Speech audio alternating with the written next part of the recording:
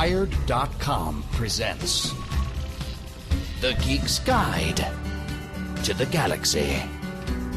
And here are your hosts, John Joseph Adams and David Barr Kirtley. Hi, this is Dave. And this is John. And welcome to episode 54 of Geek's Guide to the Galaxy. Our interview today is with Robin Hobb, the best-selling author of many books including the Farseer trilogy, the Live Ship Traders trilogy, and the Rainwilds trilogy. Her most recent novel is called City of Dragons. She also publishes fiction under the name Megan Lindholm, and recently released a book called The Inheritance and Other Stories, collecting short fiction published as both Megan Lindholm and Robin Hobb. Then stick around after the interview as we discuss the epic fantasy genre with guest geek Saladin Ahmed, author of the new novel Throne of the Crescent Moon. All right, so let's get to our interview. All right, so we're here with Robin Hobb. Welcome to the show. Thank you so much for having me today. Okay, so you started out publishing fiction under the name Megan Lindholm, but your given name is actually Margaret. So how did you become a Megan? One of my first professionally published stories was in an anthology called Amazons, of which Jessica Amanda Samuelson was the editor. And prior to that, I had been publishing as M. Lindholm. And when it came time to put the anthology together, Jessica said that she really wanted to use full names on the stories, as she felt that for many years female writers had been forced to hide behind a single initial or a male name in order to get published. And my response was that the M was something that I used because I had no particular attachment to my given name of Margaret or Peggy or Maggie or Meg. And I said, well, Megan's not too bad, but I just really, none of those names really resonate with me, so I've always just left it as M. Lindholm. Well, when the anthology came out and I opened my copy, I saw that my byline was now Megan Lindholm, as there had been a misunderstanding, and Jessica had thought that that was the name that I was actually choosing as a first name for my pseudonym. Okay, and so you recently released a book called The Inheritance and Other Stories, featuring short fiction from throughout your career, as both Megan Lindholm and Robin Hobb. Many of those stories deal with characters living in poverty. Why do you think that's such a recurring theme in your work? Well, I say write what you know. I will not claim to have lived in poverty. I have seen true poverty, and I know what it looks like. But I have certainly lived at the lower level of income. And I would say that many of the characters in my stories do not live in true poverty. They are not out on the streets. They are not wondering if there will be anything to eat in the next week. They are people who are at the lower echelon of the economic strata. Why do the stories happen there? Well, because they do. It's not as if I sat down and said, I am going to write a series of stories about people at the lower economic strata. It is simply that I get a story idea, and I say, where is this set, and who are these characters, and that's how it comes out. I think if you look at the full strata, there are people who are mostly working blue collar, and sometimes in the spectrum of fantasy, people who actually work every day for a living and have a tight budget can seem like they're poor, when actually for most of us that's a reality. So one of the stories in the book is about gaining immortality by sticking roadkill in your mouth. How'd you come up with that idea? If you read a number of the older books about doing magic and what people believed you could magically do, there is supposed magic whereby if you take the correct bone of a cat and put it under your tongue, you can become invisible. From there, it was a short step to say, what if instead of that, it simply conferred this wonderful, huge rush of not necessarily immortality, but renewed youth and vigor, and you didn't need anything else except that. How would that work? What would you be willing to give up for that? Would you actually be giving up anything? And that cross-reference with an idea that I've often had, which is, who does magic work for? In many of the stories that we read, there is somebody who, by dint of their genetic heritage, or because they are going to be the rightful king or whatever, magic descends upon them and they can do magic. And I thought, what about the person who doesn't get that? When you take those two ideas and put them in a bag and shake them up, then you get something like the fifth Wash Cat.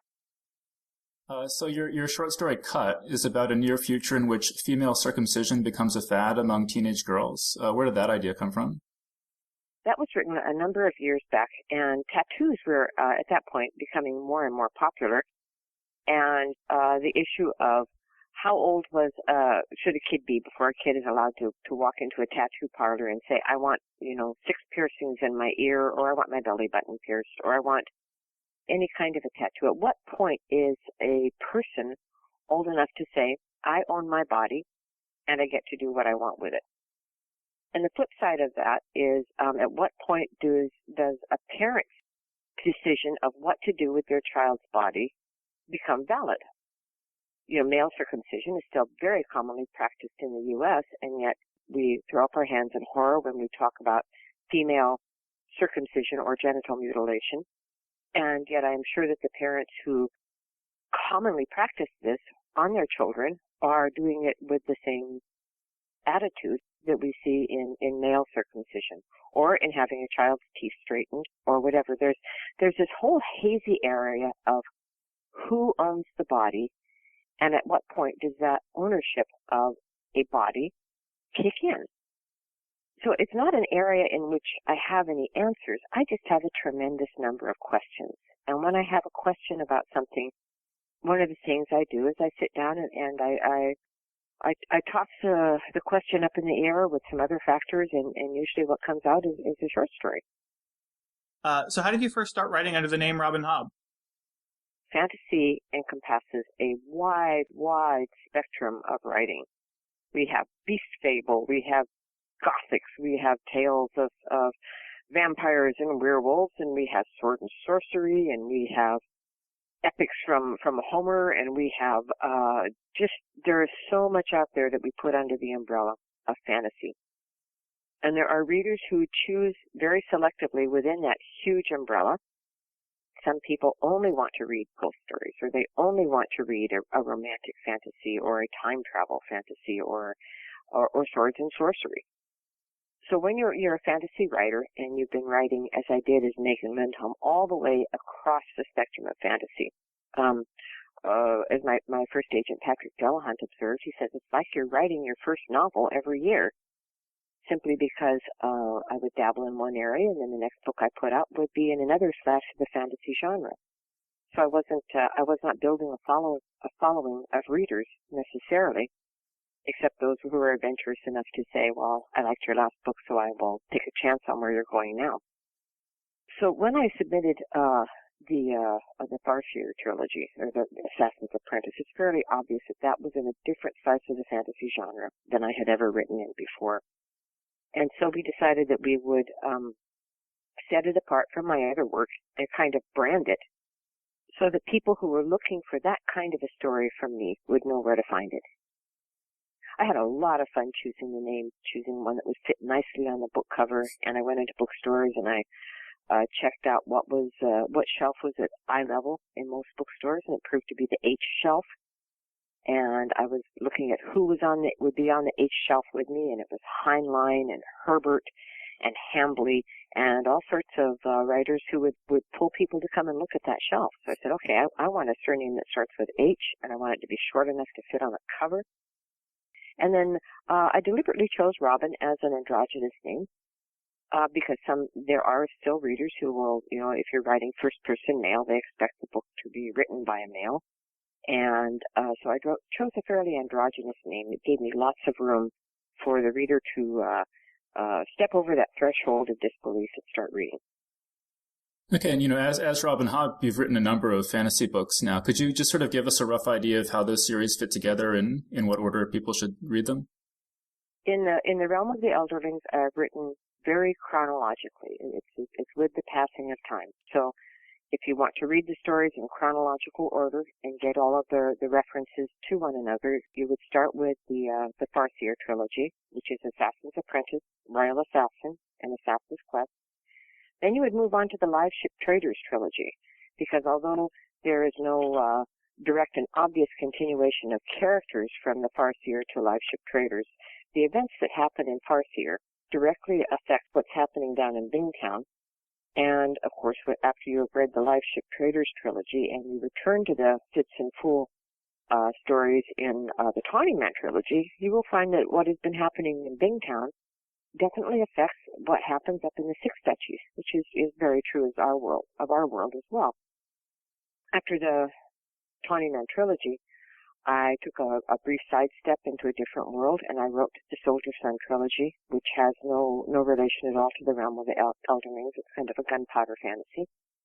And then I have returned to that world with the Rain Wilds Chronicles. They continue events, and they pick up the life threads of a few characters from the Ships trilogy. But it's also talking about what happens with the serpents and the dragons. So we have a listener on Twitter named Mundane Name who wanted us to ask, how many people recognize that the map of the Six Duchies is Alaska, and what's the background behind that? People talk to me about, is that the map of Alaska? It shares a lot of features with it. If you somebody pointed out, if you turn it upside down, there are a lot of shared features.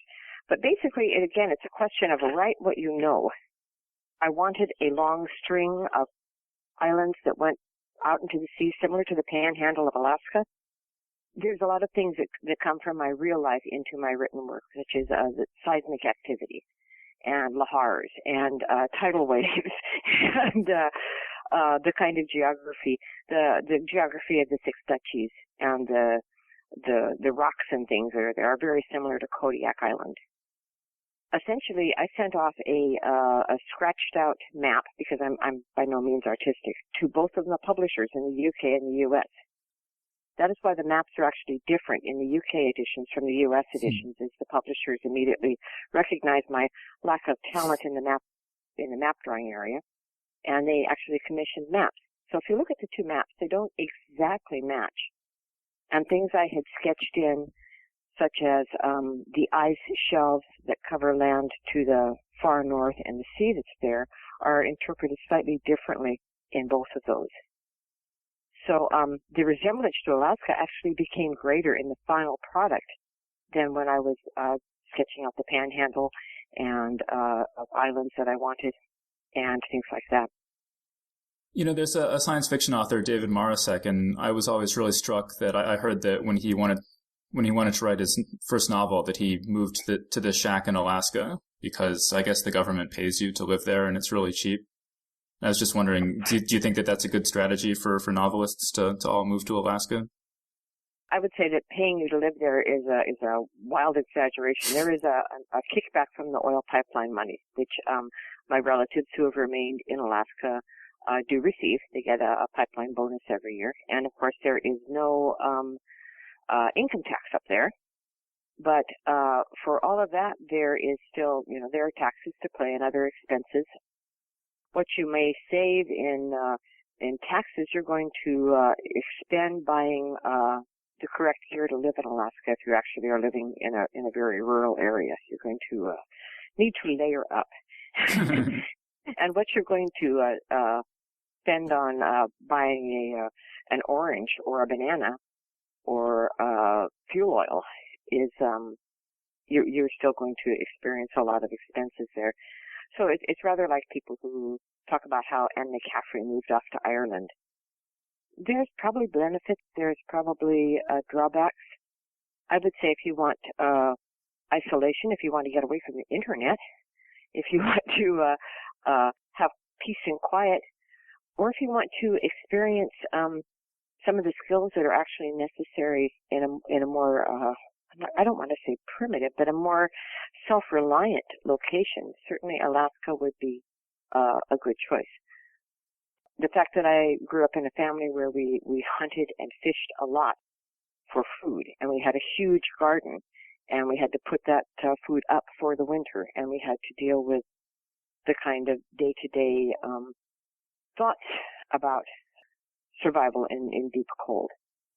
You didn't run out in your shorts and T-shirt and flippies and hop into a car and say, I'm just going a few miles to a friend's house, because that could be a life or death decision if you slid off the road or something like that. So actually, given your upbringing in that sort of situation, so what was your first exposure to science fiction and fantasy literature? Like, how did you first get interested in the genre? I think it's very hard to draw a hard and fast line and say Grimm's fairy tales doesn't count as science fiction or fantasy, or at what point do we say mythology is not fantasy? So reading mythology when you're young does not count as an exposure to fantasy. And of course, I grew up reading fairy tales, Beast Fable, Aesop's Fables, and the Jungle Book, and a lot of my father's old fairy tale books. My mom would sometimes bring home from the secondhand store. She would bring home the digest-sized magazines of the times, Fantastic and Amazing and Analog and horror. Oh, I had a lot of exposure to writers like Robert Bloch, for instance. When I was a teenager, I absolutely loved horror and the Twilight Zone and things like this. And that was where I definitely felt at home as a reader and as a writer. Okay, so, your Live Ship Traders series you mentioned is about these sailing vessels with magical figureheads that think and talk. What was it about the idea of living ships that made you want to write about them? My husband is a third-generation maritime, and both of my sons have followed him more or less into that trade. I would often have the opportunity to go up and spend time on whatever ship he was working on. During the summer, I would take sometimes a younger child or two with me, and we would go up and spend some time on like a salmon tender or a herring tender, and be on the ship.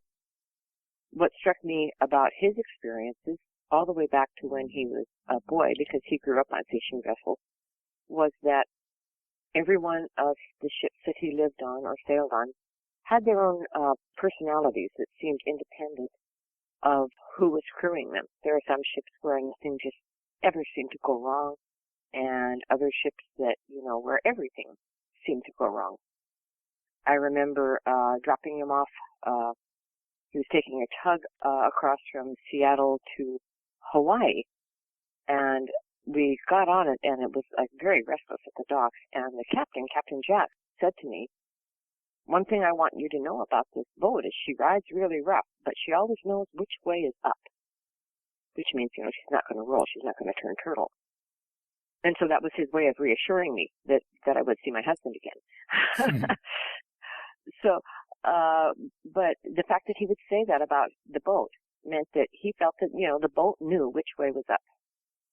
And there are other boats that, if you talk to the local fishermen, they say, "No, I don't, that's a bad luck boat. I don't sail on that boat. Things just go wrong on there."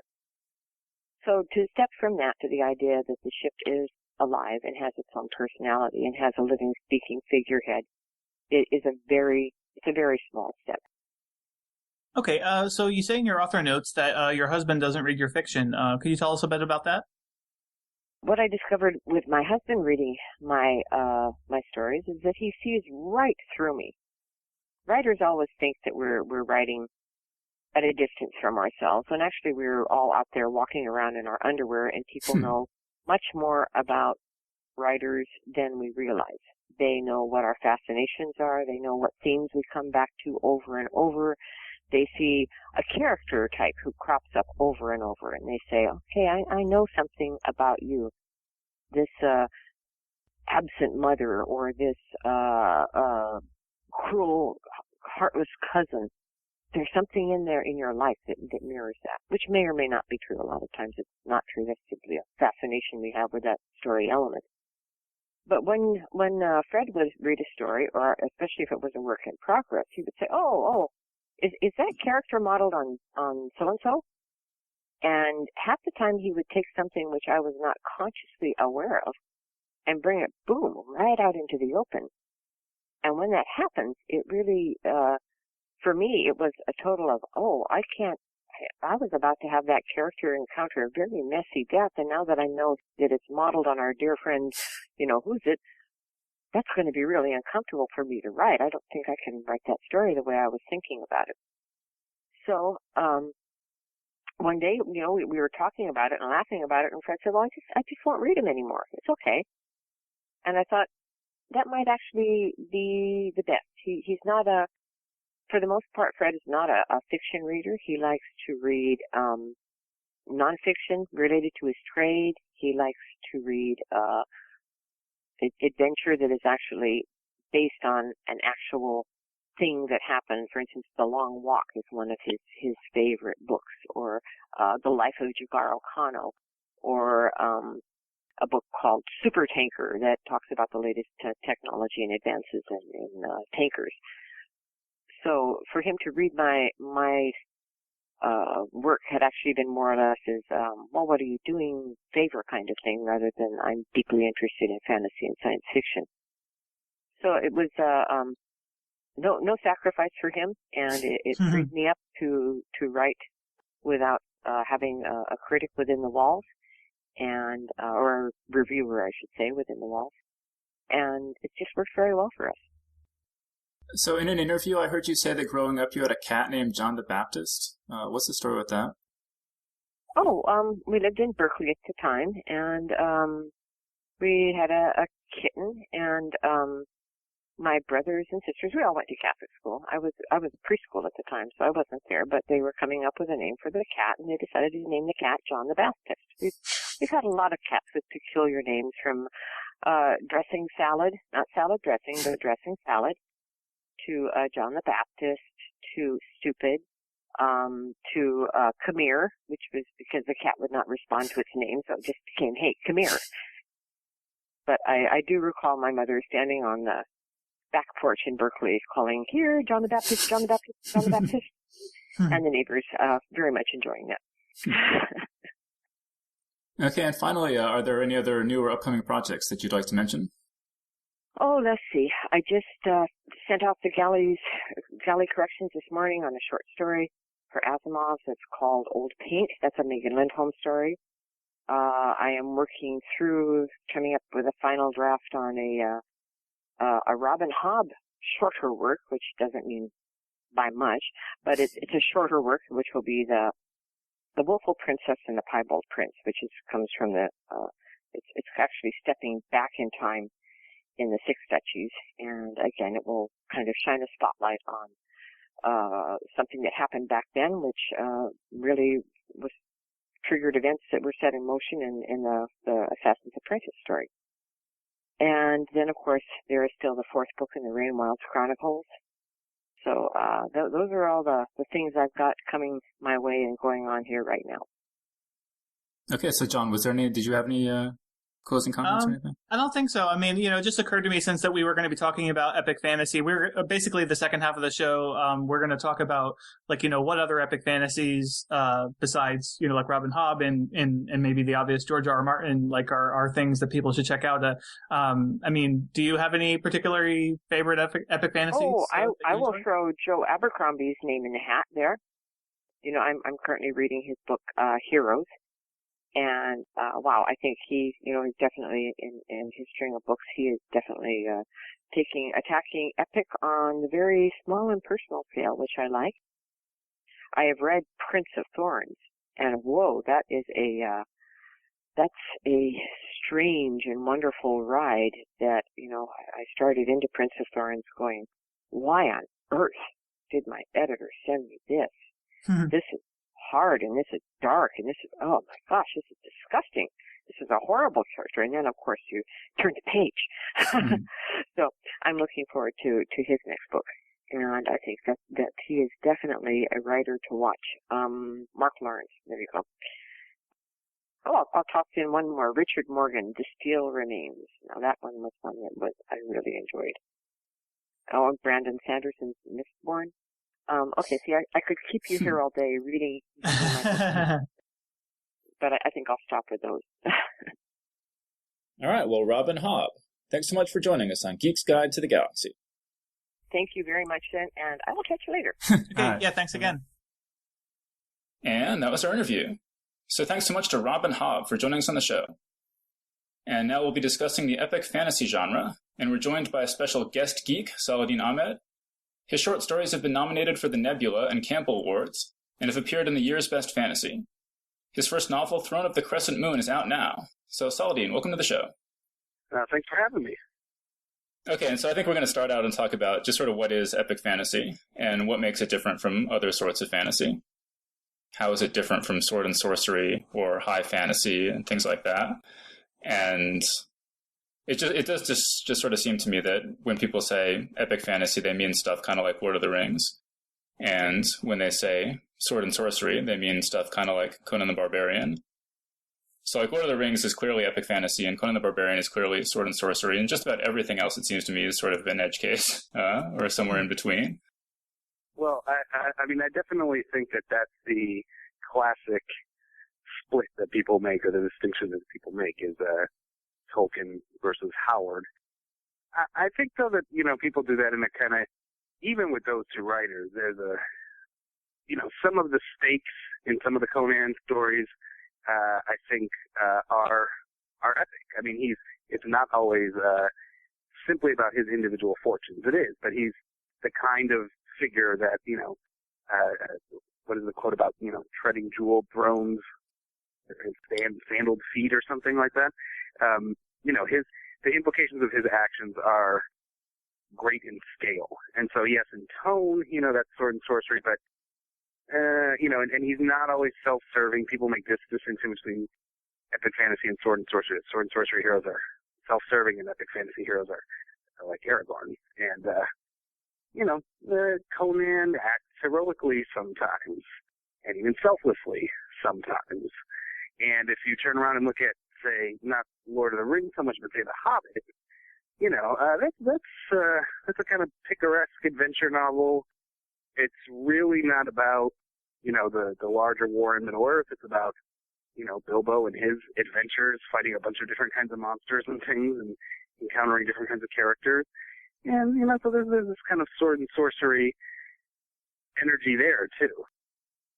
I think that the figure that always comes to mind to me that sometimes gets left out of this discussion, though, is the guy who coined the phrase sword and sorcery, which is Fritz Leiber. Yeah, I mean, actually, when Dave was mentioning Conan, I was actually, before he said that, I was actually thinking Fafhrd and Grey Mouser. And obviously, Robert E. Howard was first, but it seems to me like Fritz Leiber sort of perfected the sword and sorcery story. But yeah, I mean, what you guys are saying, I agree with mostly. I mean, is like, I think, like, when you sort of started off saying epic and high fantasy and stuff, and it's like, I think epic and high fantasy are just, those are synonyms as far as I'm concerned. And basically, it was all called high fantasy, and then they started calling it epic fantasy, probably because high fantasy sounds boring, but epic fantasy sounds awesome. It's like epic fantasy. Oh, well, I want to read that. The books were getting longer too, which doesn't hurt. Right. So now they're all epic length as well as about epic events. And yeah, I think definitely there's a lot of crossover, especially now. I mean, because certainly in the Martin books, for instance, there's a lot of crossover with sword and sorcery, certain aspects of it. And also in sword and sorcery, there's obviously some of the stories are much more personal and like Saladin was saying, sort of about the characters' personal fortunes versus when they get embroiled in something larger. And so, yeah, there's a lot of crossover, and I think probably if you look through any long-running sword and sorcery series, you're going to find a few stories here and there or a few adventures here and there that are epic instead of just sword and sorcery. To some extent, I kind of wonder if there's any point in making that distinction. Although I'm sort of being forced to because I'm actually editing this anthology of epic fantasy, which will be called Epic. It'll be out from Tachyon this fall. And the thing is, Tachyon is also doing a sword and sorcery volume that David Hartwell edited. So, because they're specifically drawing this line, I'm being forced to make this distinction. And I mean, it's been interesting, doing the research to see like, well, what is epic and what is versus what is sword and sorcery. Well, it's definitely something I'm thinking about, and I'm not going to get too into my own books, but, the first book is under 300 pages, and, it's about low-born characters, which is, I think, another important distinction in some ways. That these are class distinctions, too. Almost always in epic fantasy, we've got royalty and the aristocracy as the heroes, and sword and sorcery, we often have low-born characters.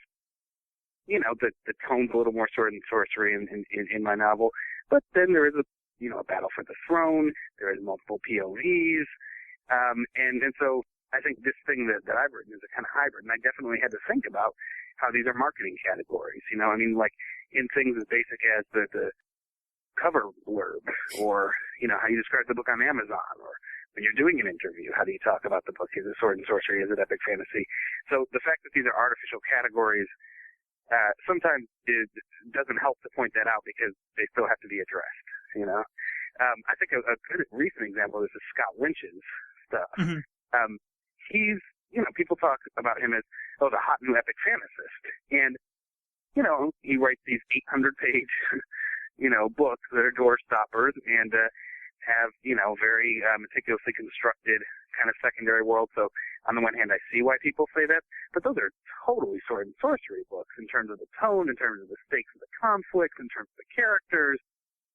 Well, you know, Saladin, you mentioned, you know, some of your early favorites, and that was something I wanted to talk about. So maybe could you talk a little bit more about, like, what were some of your, you know, say when you were a teenager or a little bit younger, some of the epic fantasy books you were really into? Yeah, sure. I mean, obviously, I did read Tolkien, although I didn't read Lord of the Rings. I read The Hobbit very young. I didn't read Lord of the Rings until later in my teens when I'd already read, I guess, a lot of Tolkien's imitators. I never went too deep down the path of kind of the people who are most regarded as, I guess, as real imitators, sometimes derisively, you know, like Terry Brooks. I never really read more than the first book. David Eddings.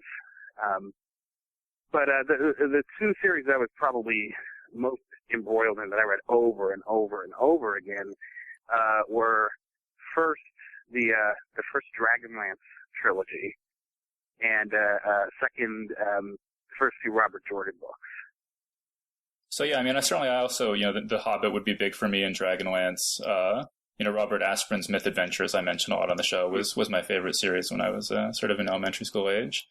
I knew those through Phil Foglio did a comic book version of those, actually, published by, I think, Warp Comics back in the 80s, and that's the only way I knew the Asprin novels, actually.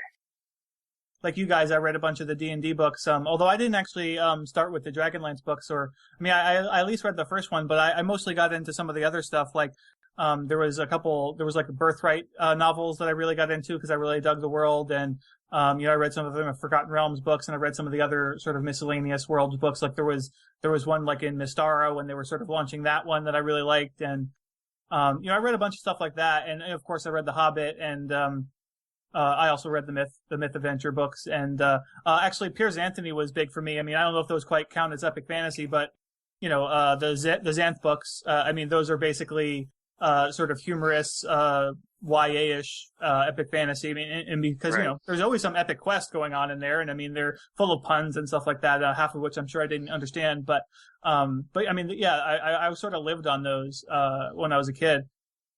But it was Roger Zelazny's Amber series was the big one for me when I was sort of high school age, and then Game of Thrones when I was a little bit older, and then Gene Wolfe's Book of the New Sun were sort of the big ones, kind of in my early 20s to mid 20s.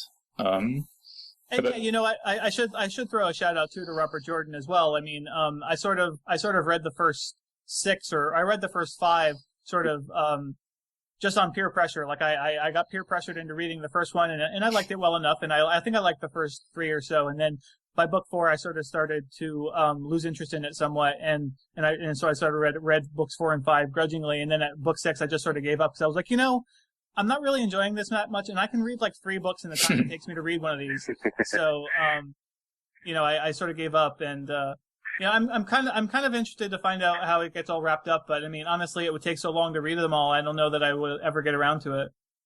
Yeah, that's pretty similar to my trajectory. I mean, I've heard pretty good things actually about Brandon Sanderson kind of reinvigorating the books.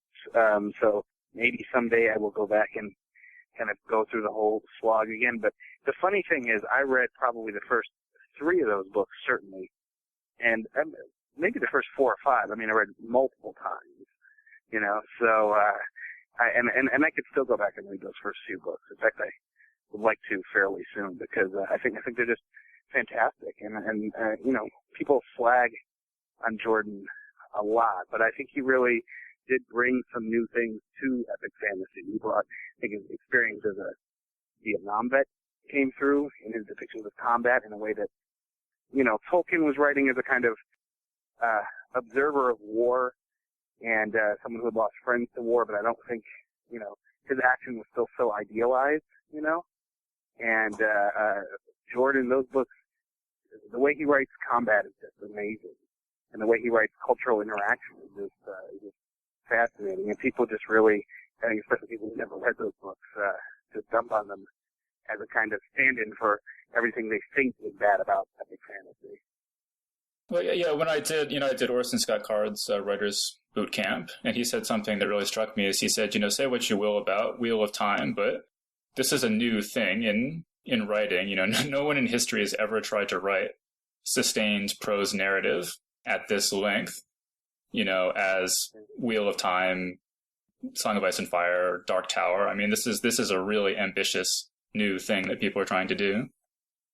I mean, so Saladin, you mentioned that, we sort of tend to think of epic fantasy like Lord of the Rings as being sort of a little bit formal and sanitized and idealized, and that makes it kind of hard to think of modern examples because fewer and fewer books are being written in that mode. I mean, do you think that just sort of what epic fantasy is just changing, and that, those sort of Tolkien-esque qualities are just kind of vanishing from the genre?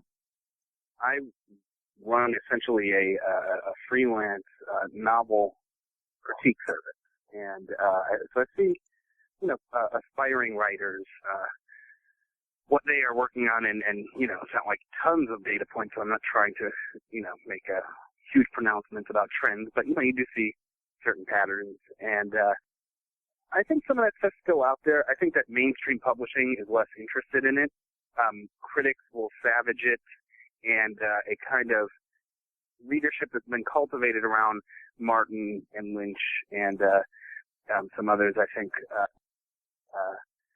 Abercrombie, won't accept it. I don't think it's totally, extinct. I think that if you look at a lot of self-published epic fantasy, really is highly derivative of Tolkien. Some of it good, some of it bad.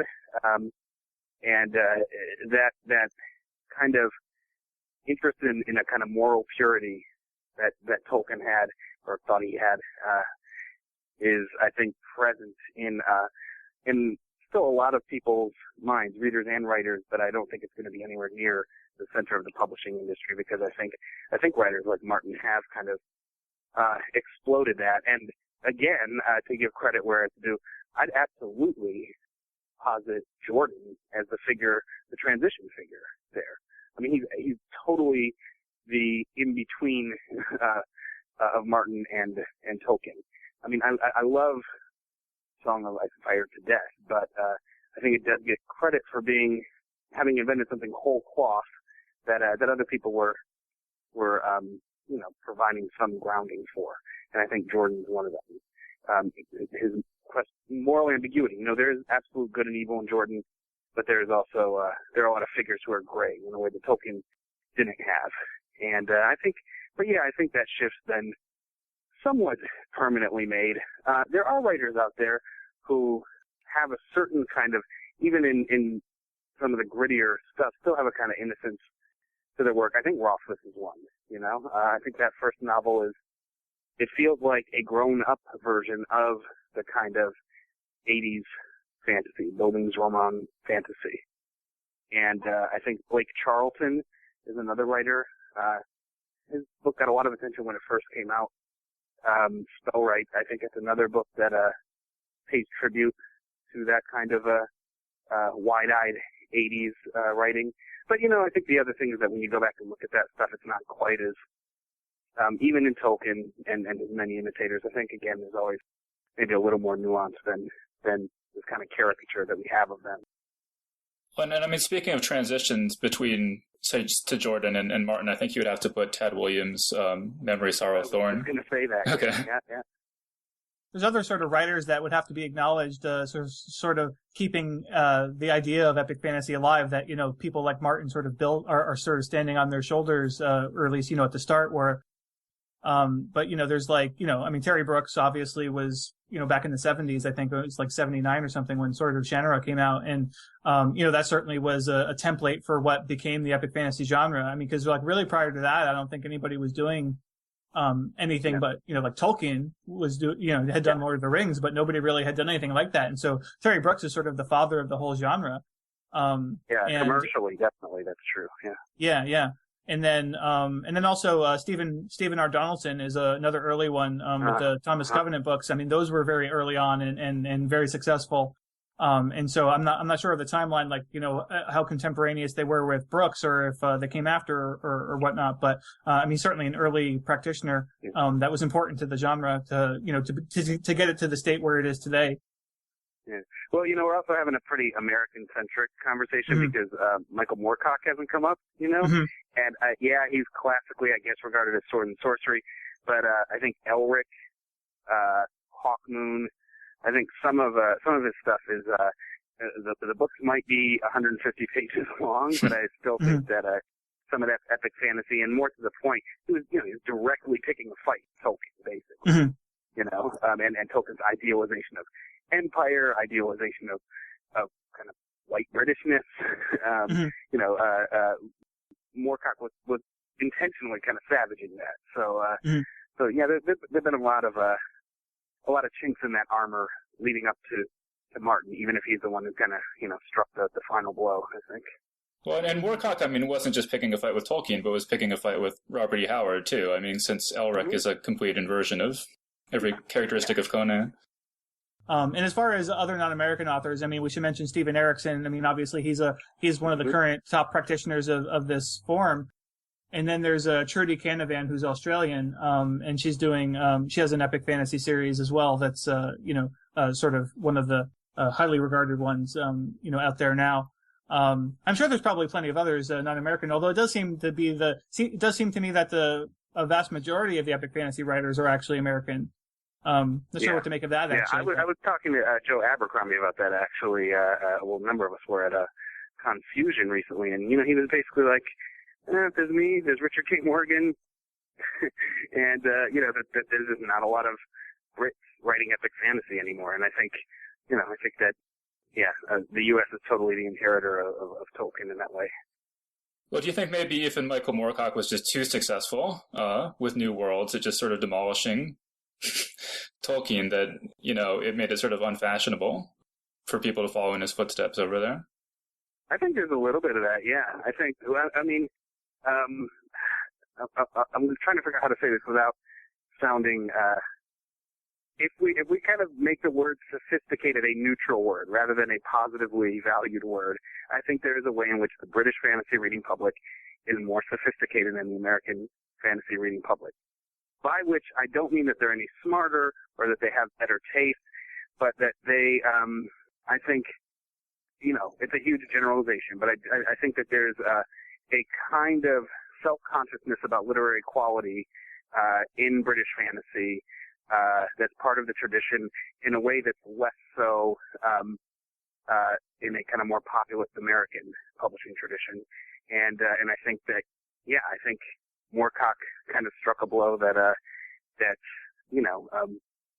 British writers were sort of that was pretty convincing for British writers, and I don't think resonated with Americans who were very happy to continue in some manifestations pretty slavishly imitating Tolkien. I think that's changed since the 80s, but I think that there's definitely that lineage there that's probably got a lot to do with why they're not writing tons of this stuff. I also wonder if possibly it has something to do with the fact that England and Europe both have like actual history of sort of this of like sort of medieval warfare of that we're sort of used to seeing in epic fantasy novels, sort of swords and armor and stuff like that. Whereas Americans don't actually have that actual history. Of course, we've read about it, but maybe that explains a bit of our sort of preoccupation with it, whereas they actually have a cultural sort of memory of that actual history, and maybe are more interested in the actual history as opposed to the fantastical versions of it that we dream up in epic fantasy. Well, or maybe have a more skeptical eye towards some of it. I think that even for me, I grew up a pretty working class kid in Detroit, and I grew up in a leftist household, which was kind of critical of class dynamics. It was still also a household where we loved Lord of the Rings, and where we loved this idealization of kingship. And I think that is so purely a fantasy for Americans, so purely a kind of escape, that they don't have lord anybody in their Congress, however autocratic these guys may be, they don't have actual noble titles. And I think that, with a lot of, especially the kind of British intelligentsia, there's a contempt for that, actually. And that's probably part of it, is that they're not going to idealize something that was part of their own history in the same way that we're going to idealize something that we're not still living with the history of around us. Okay, well, I mean, you mentioned, literary quality, and that kind of brings me to the next thing I wanted to talk about, which is actually, John and I were talking a day or so ago, and John was saying he actually finds a lot of epic fantasy written these days hard to read because the language is too sort of middle-class American. And, there was a really famous essay written about this by Ursula Le Guin called From Elfland to Poughkeepsie, sort of mocking fantasy novels for having characters who think and talk like 20th century Americans.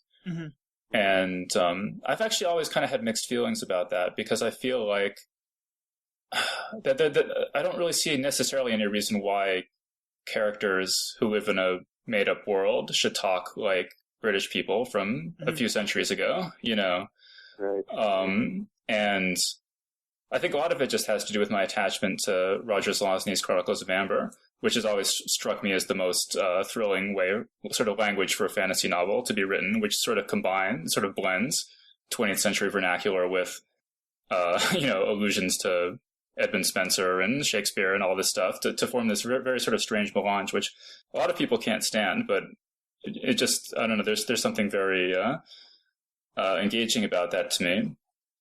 And even like in Game of Thrones, there's a line that really struck me the first time I read it, where Robert and Ned Stark are having a conversation, and Robert finally says, "Oh, fuck you, Ned." And you never saw that in Dragonlance, you know what I mean? Yeah.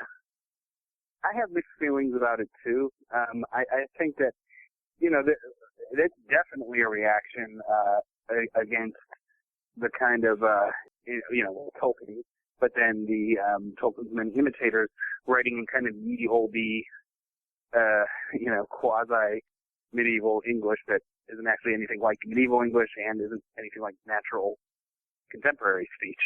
And, a lot of that stuff in 80s fantasy novels was very stiff and bad. But I think that the way people curse should reflect the world they're from. It shouldn't sound just like 20th century or 21st century American cursing either, And it is definitely something I actually went through several drafts of, and changed the way some of my characters spoke in terms of this diction, because I'm trying to kind of also imitate Arabic in a way, being translated into English, but also, trying to have kind of figures of speech that sound colloquial, that don't sound totally archaic and stilted to a reader. But, so I had to sit there and think about, do they say fuck or do they say screw?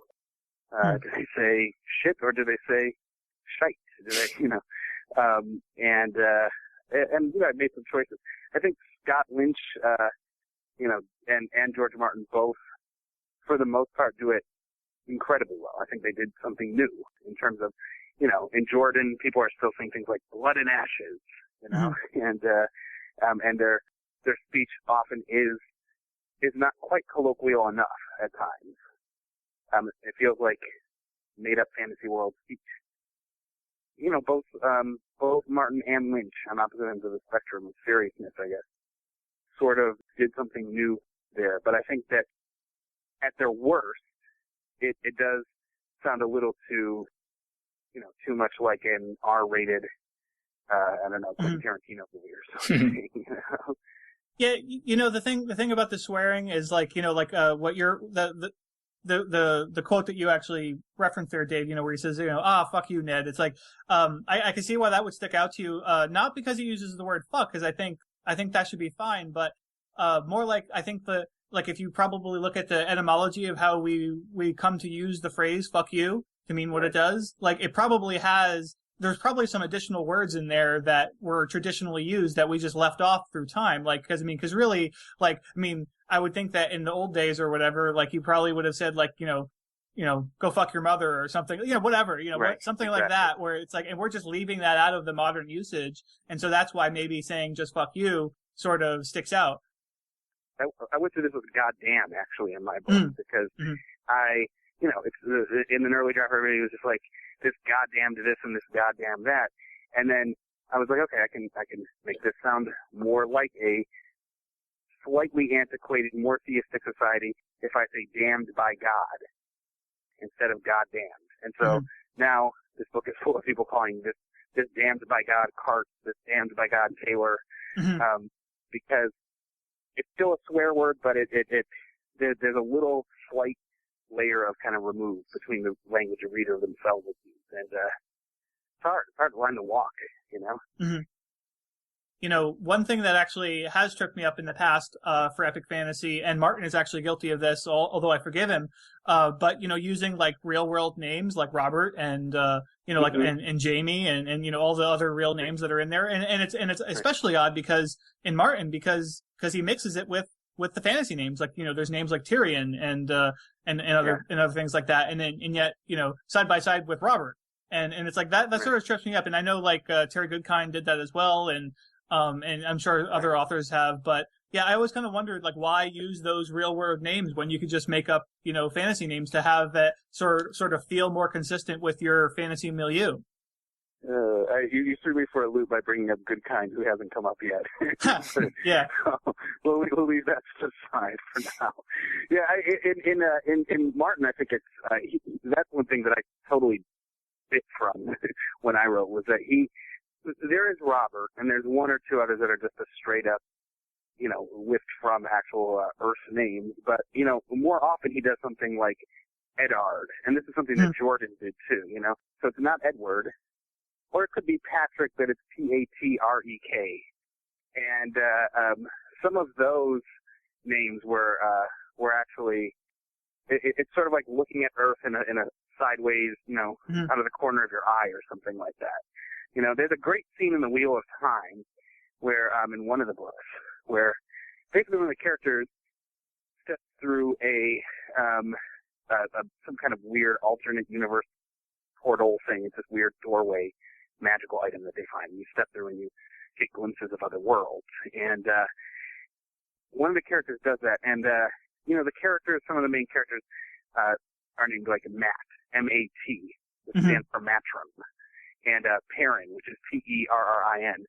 And I may be misremembering which names get translated to Earth names. But anyway, one of these characters steps through this doorway, and he gets glimpses of other worlds. And in one of the other worlds, he says, Matt, M-A-T, was known as Matthew, and Perrin was called Peter. And so it's this weird, suddenly the mirror is taken away, and you're like, oh, this name was inspiring this name, and this name was inspiring that name. And that's the kind of fancy name that I love, where it sounds like a completely made-up name, but it's not an Earth name either, but it's what an Earth name would be like if it was in this world. Well, yeah, the whole issue of language in a secondary fantasy is a really just weird issue because you have to I think you have to sort of regard it as some sort of a translation, that it's a completely alien world, so it would all just be incredibly strange names to us, and the author has done you the courtesy of translating them somehow into something that kind of gives you the flavor of what they actually were, but isn't so weird that you can't remember them or know how to pronounce them or anything like that. Well, and you could get, writers get into fights over this all the time, like which words with their real world reference throw you out of the thing, because every word in English refers to something. Can you talk about vandalism, right? Or is that referring to the real world Earth vandals? You probably aren't going to say a good Samaritan. You're not going to call somebody a Goliath, right? But there are plenty of other biblical words that might trickle into your language that we don't even think of as biblical words, So yeah, it's tricky. Yeah, I mean, I know. I actually one of the other sort of British epic fantasists that we haven't mentioned is David Gemmell. I mean, who died fairly, within the past couple of years, but so with David Gemmell, I know he actually he often used language that I had heard people criticize, like saying, he would say like fire a bow or something. And I guess like to say fire a bow like that is not actually period appropriate or whatever for sort of pseudo medieval language. It's like fire came along with firearms or something as opposed to actual shooting a bow. Well, I think one of the most interesting ways to use language is the way that Gene Wolfe does in Book of the New Sun, where for any sort of made-up thing, he takes a real word, but it's a real word that's so obscure that no one's ever heard of it before. Mm-hmm. But, but anything, any unfamiliar word in that book, if you look it up, you might have to get, a really, really big dictionary for it to include the word, but they're all real words. And so it lends this a sort of alienness to the language, but you're actually learning real words at the same time. But that actually is sort of, when I think about all my favorite epic fantasies, it seems like they're all sort of on the same kind of branch of a family tree. John just did this Barzoom book, and so I went back and read Edgar Rice Burroughs, John Carter, Princess of Mars. And I was like, wow, this really reminds me of Zelazny's Amber, particularly the main character is this immortal character who doesn't remember his past, and he's the best swordsman ever, and all this stuff like that. And it really reminds me of Gene Wolfe's Book of the New Sun. And when I think about that, I think about, well, wait, Edgar Rice Burroughs leads to Jack Vance. Jack Vance leads to Gene Wolfe. Edgar Rice Burroughs leads to Roger Zelazny. And then Game of Thrones is kind of like Vance meets Zelazny. And then the myth books are sort of like Fafhrd and the Grey Mouser, but sort of more comedic. And then Scott Lynch is sort of, also on the sort of Fafhrd and the Grey Mouser, Fritz Leiber branch.